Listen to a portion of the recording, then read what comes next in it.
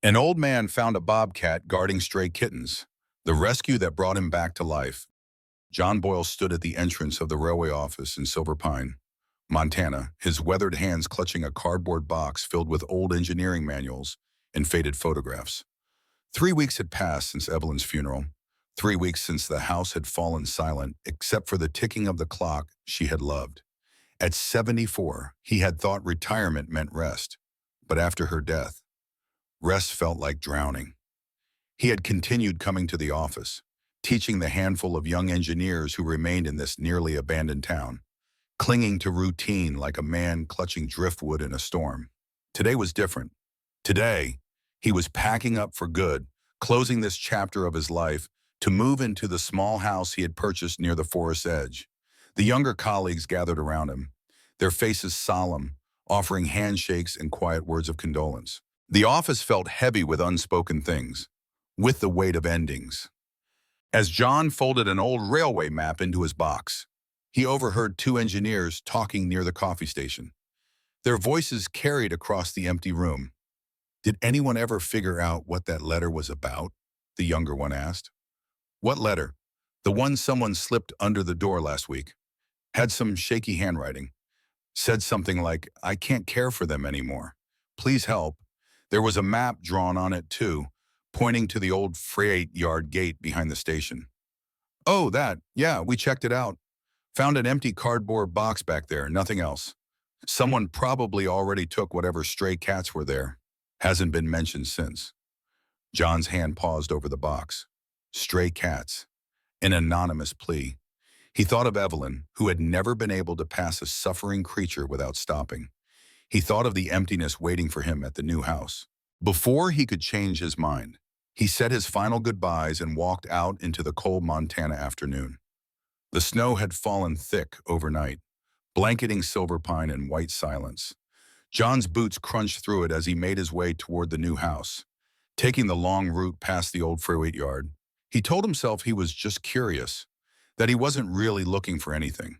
But his eyes scanned the familiar landscape, searching. Behind the old transformer shed, something moved. John stopped, his breath visible in the frozen air. And at first, he thought his eyes were playing tricks on him. But no, there it was again, a shape, gray and silver, low to the ground. He approached slowly, carefully, and then his heart nearly stopped. A bobcat lay curled in the snow, her coat the color of winter mist, her ears torn and tattered.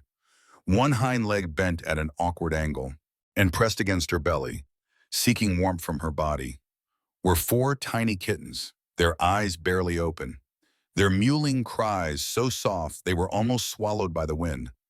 The bobcat lifted her head as John approached. Her eyes were amber, bright as station lights reflecting off steel rails, and they held no fear. She did not hiss. She did not bare her teeth.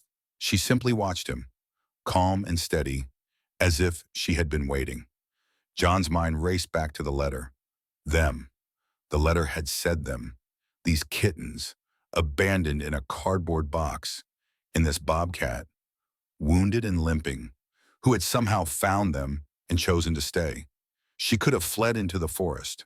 Instead, she had remained here, guarding these fragile lives with her own damaged body. The word came to John's lips unbidden. Sirenita. The name felt right, though he couldn't say exactly why at first.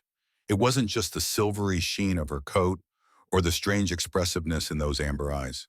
It was something deeper, something that tugged at a memory he couldn't quite grasp. Then it came to him, a fragment from Evelyn's past, years ago, before they had married. Evelyn had studied medicine and worked with indigenous healers in the region. She had kept a journal of the plants and herbs they used, their properties and meanings. John had found it after her death, tucked away in a drawer, on the first page.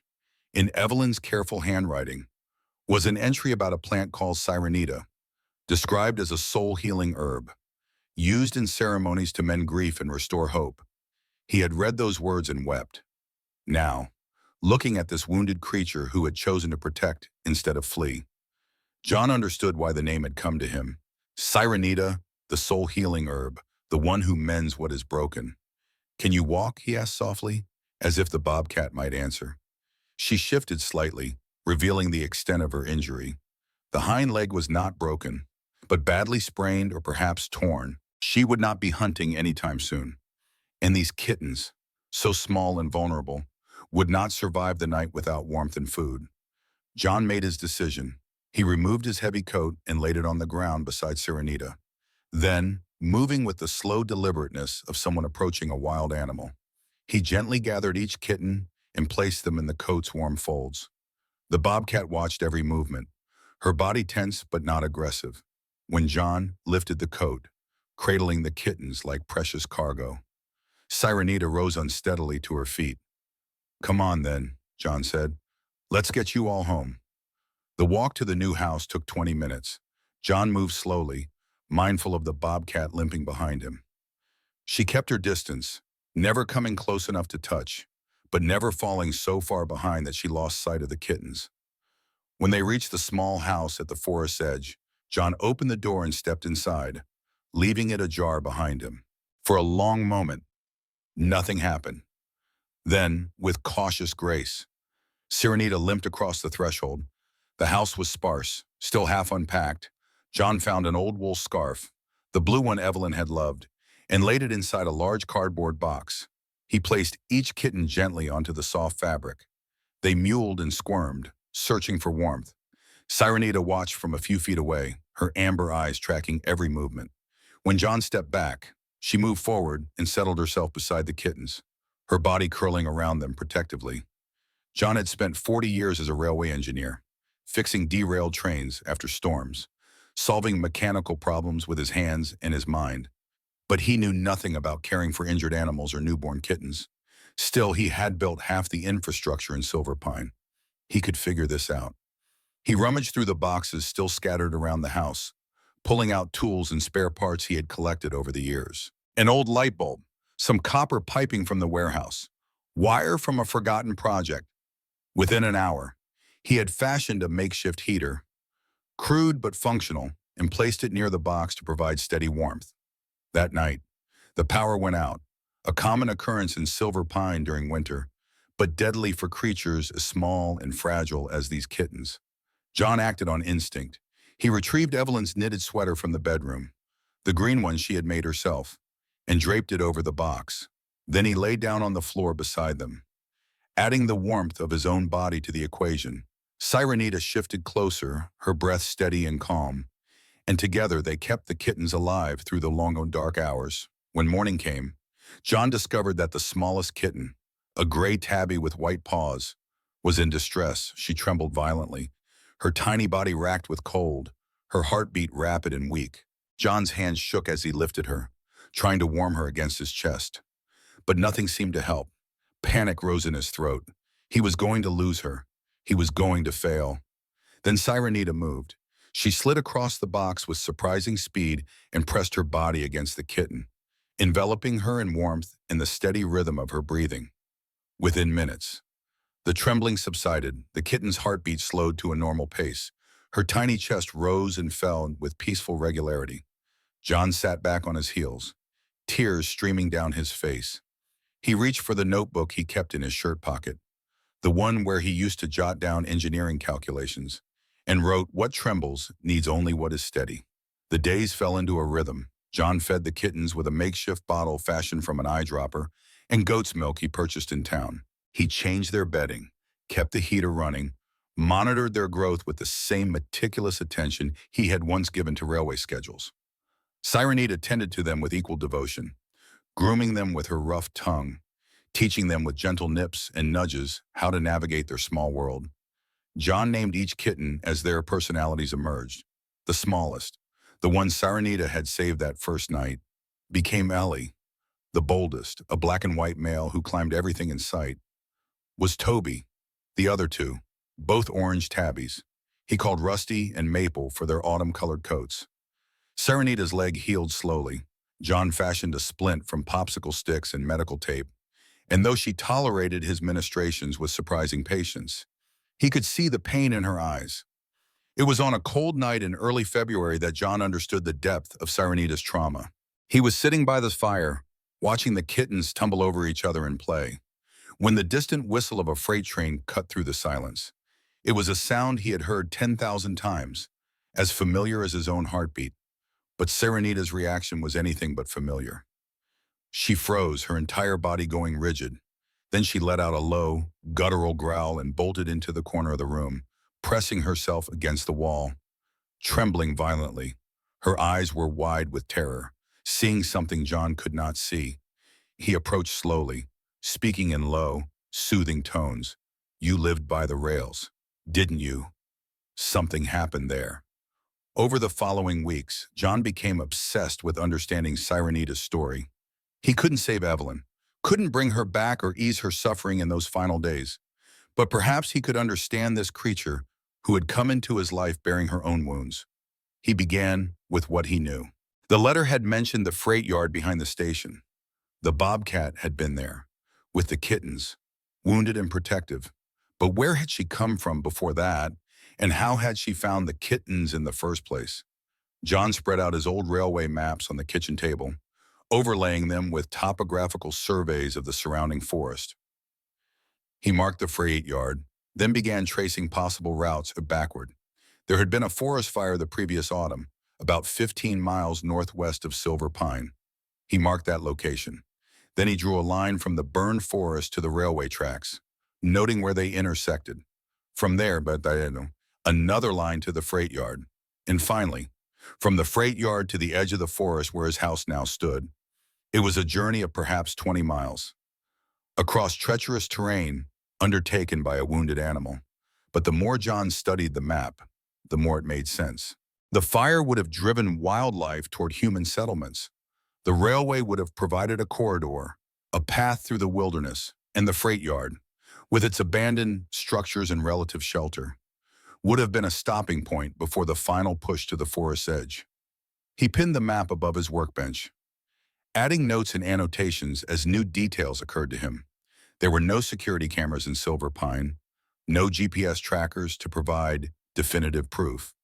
But Sirenita's behavior, her reaction to the train whistle, her presence at each marked location, these were evidence enough for John. He had built a career on reading landscapes and understanding how things move through space. This map told a story as clearly as any blueprint. 2 weeks later, Sirenita began acting strangely. She paced by the window, staring out at the deep forest beyond the house. She mewed softly, a sound John had never heard her make before. Her amber eyes held a longing he recognized, the same longing he sometimes felt when he passed by the railway office and remembered what it had been like to have purpose, to have work that mattered. John fetched his coat and the map. He opened the door. "Show me," he said simply. They walked together through 2 hours of snow, Sirenita limping ahead, John following with his engineer's instinct for navigation. She led him deep into the forest, to a place where the trees grew thick and the snow lay pristine and undisturbed. There, beneath a charred tree stump, its roots exposed like grasping fingers, John found the remnants of a den, fragments of bone, small and delicate, burnt fabric, perhaps from someone's attempt to provide bedding, the debris of a life interrupted, a family destroyed. Sirenita sat at the edge of the site, not crying out, not making any sound. She simply watched, bearing witness to what had been lost. John's throat tightened. He understood now. This bobcat had lost her own kittens in the fire. Somehow, she had survived, badly injured, and made her way toward human settlement. And when she found those abandoned domestic kittens in the freight yard, cold and alone, she had chosen to stay. She had chosen to become their mother, to give them what she could no longer give her own young. He removed Evelyn's blue scarf from around his neck and laid it on the snow beside the ruined den. Then he bowed his head and whispered, "This was your home, wasn't it? I'm sorry. I'm so sorry for what you lost." The next day, John drove to the Wildlife Conservation Center near the burned forest, hoping to confirm his theory. An older staff member, a weathered man named Tom who had worked in wildlife management for 30 years, listened to John's story with growing recognition. "We were tracking a female bobcat before the fire," Tom said slowly. "Called her Bobin. After the fire, we went back to check on her den, but we only found one survivor, Bobin herself. The kittens didn't make it. When we returned a few days later to attempt a rescue, she was gone. We assumed she died somewhere in the wilderness. Bobam, John repeated, testing the word on his tongue. Old name for a healing herb used by the indigenous people around here, the old man explained. Same plant sometimes called Sirenita. Both names mean faith or steadfast. This particular bobcat, she had unusual maternal behavior, very protective, very cautious, only showed herself to people she trusted. That's why the name fit. John felt a chill run down his spine that had nothing to do with the cold. Someone reported seeing a bobcat near the freighter near the Balboa a month ago. Didn't they dragging something small? Tom nodded. Yeah, we got that report. Thought it might be prey, but the witness wasn't sure. Could have been kittens, I suppose. Could have been the moment she started her new life as a mother, taking on someone else's abandoned young. That evening, John carved a wooden sign using tools from his workshop. His hands, which had grown stiff with age and disuse, remembered their old skill. He burned the letters deep into the wood with a heated poker station 0, where no departure ever truly begins or ends. He hung it on his front door, and it felt like a christening, like naming something that had always existed but never had words before. Life settled into a routine that felt both strange and natural. John rose at dawn to feed the kittens, now growing rapidly and beginning to explore beyond their box. Sirenita taught them with patient persistence, showing them how to avoid dangerous objects like exposed wires, how to climb furniture safely, how to land on their feet when they inevitably fell.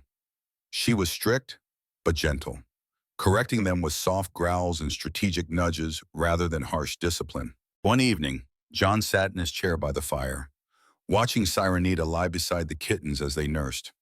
The lamplight caught her eyes, making them glow gold and luminous. In that moment, she looked so much like Evelyn in her final days, lying in the hospital bed, looking at him with absolute trust, with unwavering faith that he would do right by her memory. John wept. He couldn't help it. The tears came suddenly and overwhelmingly, and he made no attempt to stop them. Sirenita rose and crossed the room. She climbed onto the arm of his chair, then onto his shoulder, balancing there with surprising delicacy for a wild animal. Her rough tongue touched the corner of his eye, licking away the salt of his tears. The gesture was so tender, so impossibly understanding, that John laughed through his crying. You know, don't you, he whispered. You know what it's like to lose everything and have to keep going anyway. She settled on his lap, purring. It was the first time she had purred in his presence, and the sound filled something inside him that had been empty since Evelyn's death. The incident came in early March. A heavy snow had accumulated on the roof overnight, more weight than the old structure was designed to bear. John woke to a groaning sound, like the house itself was in pain. He sat up just as the ceiling began to buckle. Sirenita was faster. She slammed into him, her full weight hitting his chest, knocking him sideways off the bed just as a section of roof collapsed inward.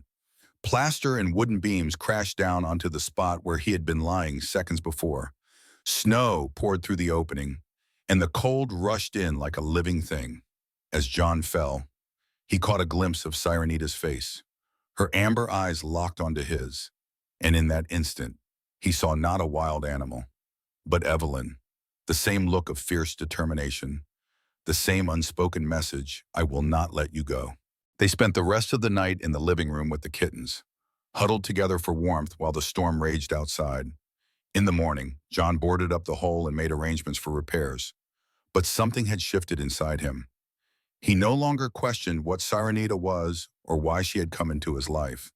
She was a witness to his grief, a companion in his healing, and a living reminder that the universe sometimes offers exactly what is needed, exactly when it is needed most.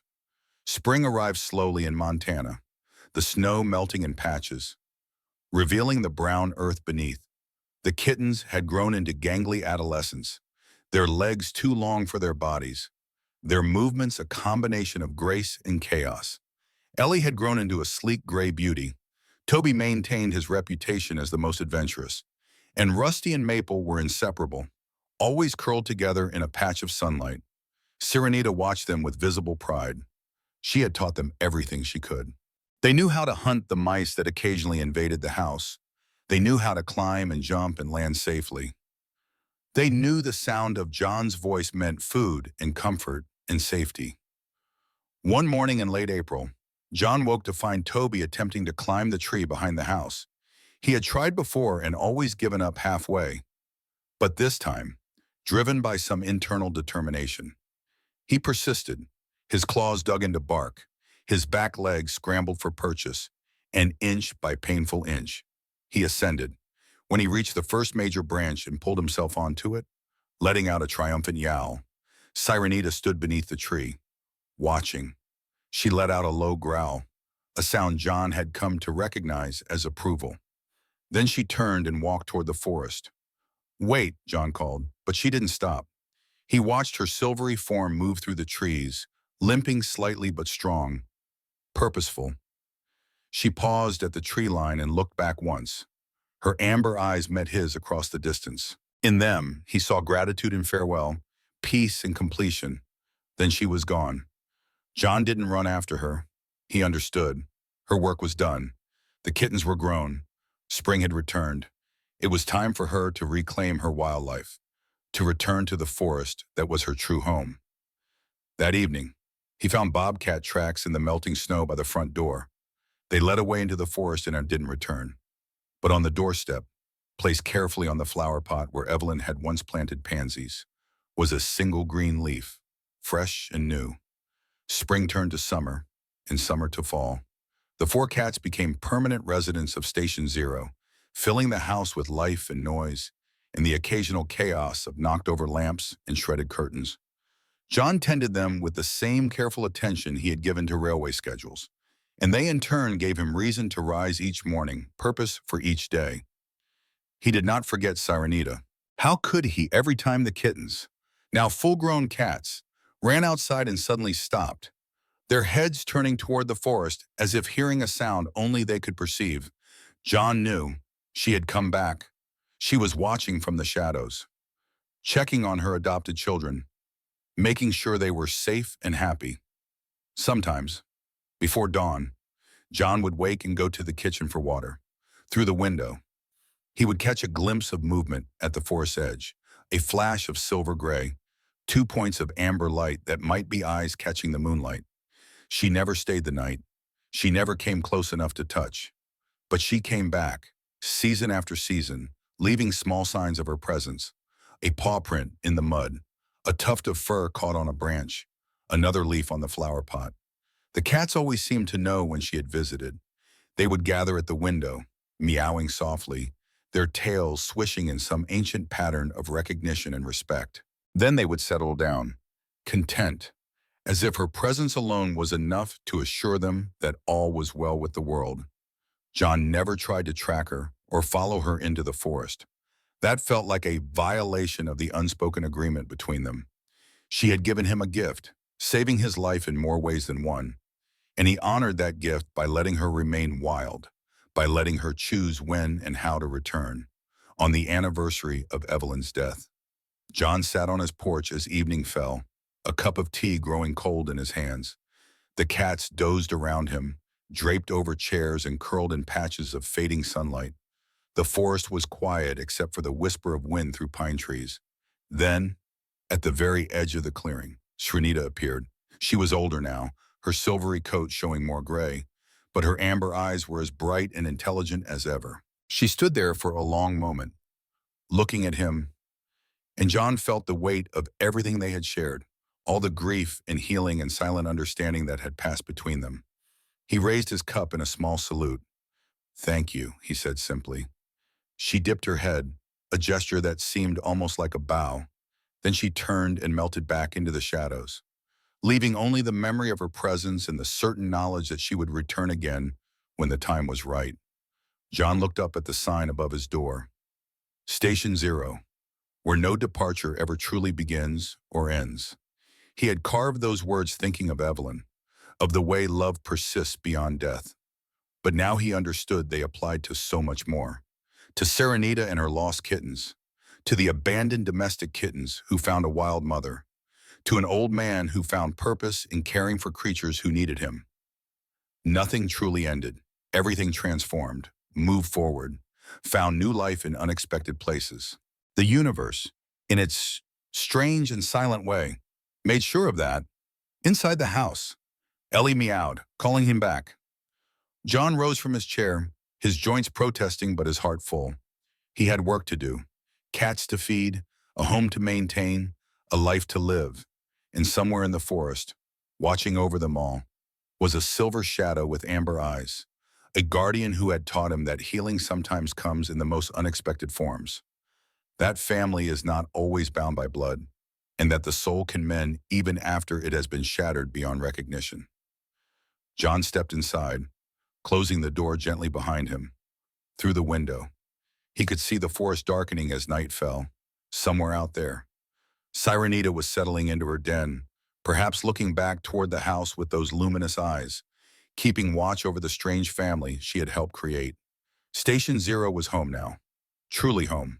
Not a place of endings, but a place of continuity, where past and present wove together into something new and precious, where an old railway engineer and 4 rescued cats lived quietly at the edge of the wilderness, watched over by a wild mother who had chosen love over survival, chosen to stay when fleeing would have been easier, chosen to save when she herself needed saving. John woke before dawn on a Tuesday in October, pulled from sleep by a sound he couldn't quite place. The cats were still asleep. 4 lumps of fur scattered across the bed and chairs. He rose quietly, joints creaking, and moved to the kitchen window. The first snow of the season had fallen overnight, just a dusting, enough to cover the ground in white. And there, clear as ink on paper, were the tracks, bobcat prints leading from the forest to the doorstep, then circling the house before heading back into the trees.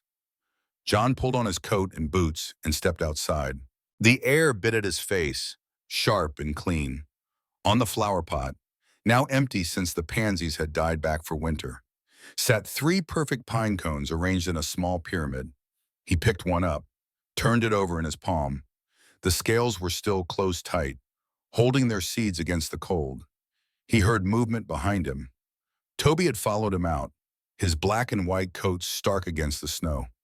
The cat sat on the porch step, staring at the tree line with absolute focus. His tail twitched once, twice. Then Ellie appeared, then Rusty and Maple. All 4 of them lined up like sentries, their eyes fixed on the same distant point. John looked where they were looking. At first, he saw nothing. Then the shadows shifted, and there she was. Sirenita stood just beyond the clearing, her silver coat almost invisible against the snow-covered trees. She wasn't looking at the cats, she was looking directly at John. He raised one hand slowly, a gesture of acknowledgement, of thanks, of understanding that words would only diminish. She held his gaze for what felt like minutes, but was probably only seconds. Then something changed in her posture, a subtle relaxation, as if she had confirmed what she came to confirm. She turned and took 2 steps into the forest before stopping. She looked back once more, not at John this time, but at the 4 cats on the porch. Each one sat perfectly still, watching her. Toby made a small chirping sound, the noise cats make when they see birds through windows. Sirenita's ears swiveled forward. She opened her mouth and made a sound John had never heard from her before. Something between a purr and a growl, soft and low. A goodbye, perhaps, or a blessing. Then she was gone, vanished into the gray morning light as if she had never been there at all. John stood on the porch until his feet went numb from cold. The cats remained with him, unmoving, as if keeping vigil. When he finally went inside, he placed the 3 pine cones on the windowsill beside the carved wooden sign that read Station Zero. He would keep them there, he decided, a reminder that some gifts arrive without announcement, that some debts can never be fully repaid, and that the most profound thank yous are often the ones never spoken aloud. It was more than John had dared hope for in those dark days after Evelyn's death. It was more than he felt he deserved. But the universe, as Sirenita had taught him, doesn't deal in deserving. It deals in necessity, in the raw need of creatures for each other, in the silent bonds that form between broken things that choose to mend together rather than remain shattered apart. As John settled into his chair and Toby jumped into his lap, purring like a small engine. He thought of the shaky handwriting on that anonymous letter. I can't care for them anymore. Please help. Someone had left those kittens to die, had given up when things became difficult. But that abandonment had set in motion a chain of events that had saved not just 4 small lives, but 2 larger ones as well. His own and Sirenita's. She had needed them as much as they needed her. Perhaps more. She had needed a reason to keep going after losing everything. She had needed to believe that life could still hold purpose and meaning even after tragedy. And in becoming their mother, in choosing to protect and nurture these strange domestic creatures so different from her own lost young, she had found her way back to herself, just as John had found his way back by caring for them all. The night deepened, the cat slept. And in the darkness beyond the windows, the forest kept its secrets, held its vigils, and waited patiently for spring to come around again, bringing with it the silver shadow that watched over Station Zero, the place where endings transformed into beginnings, where grief became grace, and where an old man and a wounded bobcat had learned together that healing is not about forgetting, but about finding new ways to love, new reasons to stay, new lives to protect when your own feels too heavy to bear alone. Every rescue begins with a heartbeat that refuses to give up. We're grateful you chose to listen to this one. If you'd like to hear more stories like this, a simple like or subscribe means the world to us.